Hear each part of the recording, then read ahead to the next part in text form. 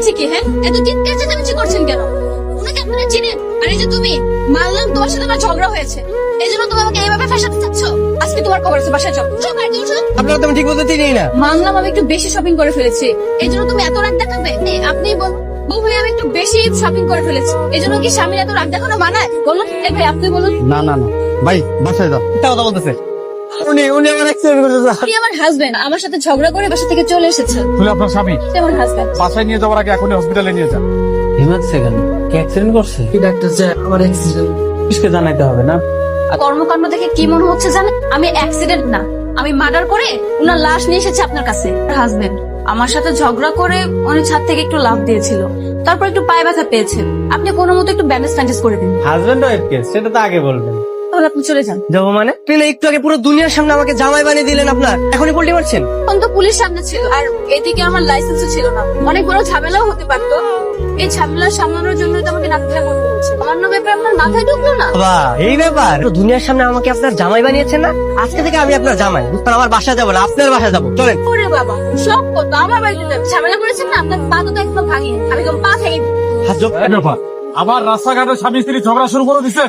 চলুন। আপনার ফোন নাম্বারটা দেন না, যদি কোনো ঝামেলা হয় আমি আপনাকে জানাবো। ফসলের সাথে সাথে আমার ফোন দিবেন। মা, এটা যদি এখন না হতো, গরিবও হতো, আমি কিন্তু আমার মেয়েকে ওতেই তুলে দিতাম। ওয়ালাইকুম শাশুড়ি আম্মা। আসসালামু আলাইকুম শ্বশুর আব্বা। তোর মেয়ে তো সত্যি সত্যি বিয়ে করে এনেছে। জুটি, শেষ পর্যন্ত তুই তোর কথা রাখলি, তোর পছন্দের বয়ফ্রেন্ডকে বিয়ে করে ফেললি। না বাবা, ও আসলে আমার বয়ফ্রেন্ড না। আরে কয়টা বয়ফ্রেন্ড? বাবা ও আমার কেউ না, আর আমি ওকে চিনিও না। ঠিকই, তোকে আমাদের রাগারাগি হয়েছিল তো, তাই স্বামী স্বীকার করতে অস্বীকার করছে। এরপরে বলেছিল তো সরাসরি আমাদের বাসায় যাবো, কিন্তু আমি বলেছি না, আগে শ্বশুর শাশুড়ি দোয়া নিবো, তারপরে বাসা যাবো। ঠিক করেছি না শাশুড়ি আম্মা? পছন্দের বয়ফ্রেন্ডকে বিয়ে করছিস না? দাঁড়িয়ে আছিস কেন? জানি যা, ভেতরে যা। চল চেষ্টা করো। কি বুঝবো? তুই আর আমাদের কি বুঝাবি? যা বুঝানো তা তো বুঝাইছিস। যা ভেতরে যা।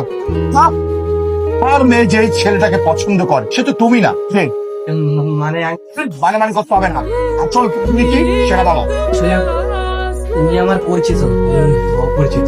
আর আমি ঢাকায় নতুন এসেছি। উনি আমাকে অ্যাক্সিডেন্ট করেছিল, আমি পায়ে অল্প একটু ব্যথা পেয়েছি।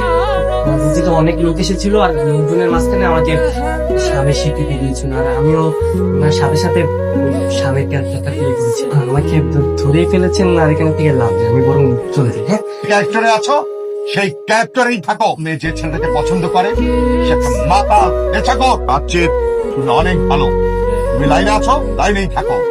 হ্যালো, কোথায় তুমি? আমি যেখানেই থাকি না কেন, তুমি কই? শুনলাম তুমি নাকি বিয়ে করে জামাই বাসায় নিয়ে গেছো।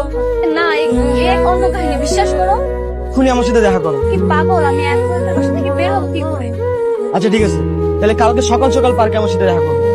তোমার বাসায় কে কে আছে? বাবা আছে, বোন আছে, আর মা তো ছোট থেকেই মারা গেছে। সরি, আমার মেয়ে ওর বয়ফ্রেন্ডের কাছে যাচ্ছে। তুই বসে আছো কেন? আরে যাও, গিয়ে একটা ঝামেলা পাকাও। হ্যাঁ হ্যাঁ অবশ্যই। আবার কি শুরু করলে? আমি তো কিছু বুঝতে পারছি না। আরে কাটা দিয়ে কাটা দমছি। আমার মেয়ের মাথা থেকে ভূত নামানোর এটাই হচ্ছে মুখ্যম অস্ত্র। আপনি জামাই নিয়ে ঘুমাচ্ছিল না? তুমি এসব কি বলছো? দেখো, আমার সাথে একদমই নাটক করবে না। আমি সব খবর পাইছি, তুমি নাকি বিয়ে করছো। আরে না না, এগুলো তোমাকে কে বলেছে? এটা সব মিথ্যে, আর এটা একটা অ্যাক্সিডেন্ট। আরে গো, তুমি এখানে ওনার সাথে দাঁড়িয়ে আছো, আর ওইদিকে শ্বশুর মশাই তোমাকে খুঁজে বেড়াচ্ছেন। বাবা, তার মানে এইটা তোমার জামাই? আবার শ্বশুর মশাই বলছে, তার মানে সবকিছু ফ্যামিলি পর্যন্ত জানে? আরে ভাই, আপনি ফ্যামিলি নিয়ে পড়ে আছেন, এই বিষয়তে এলাকার সবাই জানে। যদি বিশ্বাস না হয় আপনি পুলিশ স্টেশনে যান না, পুলিশে গিয়ে বলবেন, পুলিশ আপনাকে সাক্ষী দিবে। ডাক্তারকে গিয়ে বলবেন, ডাক্তার আপনাকে সাক্ষী দিবে। শ্বশুর শাশুড়ির কথা তো ফাঁসিছি। না না নীলা, বিশ্বাস করো, ওর সাথে আমার কোনো বিয়ে হয় না। আর তুমি যদি বিশ্বাস না করো তাহলে আমার বাবাকে ফোন দাও। আমি নিলয়, আপনারা নাকি জ্যোতিকে বিয়ে দিয়েছেন? হ্যাঁ, দিয়েছি তো। কালকে আমরা নিজেরা দাঁড়িয়ে থেকে আমার মেয়ে বিয়ে দিয়েছি। তুমি থাকো তোমার জামাই নিয়ে, আজকে থেকে আমাদের ব্রেকআপ। নীলাই, নীলাই,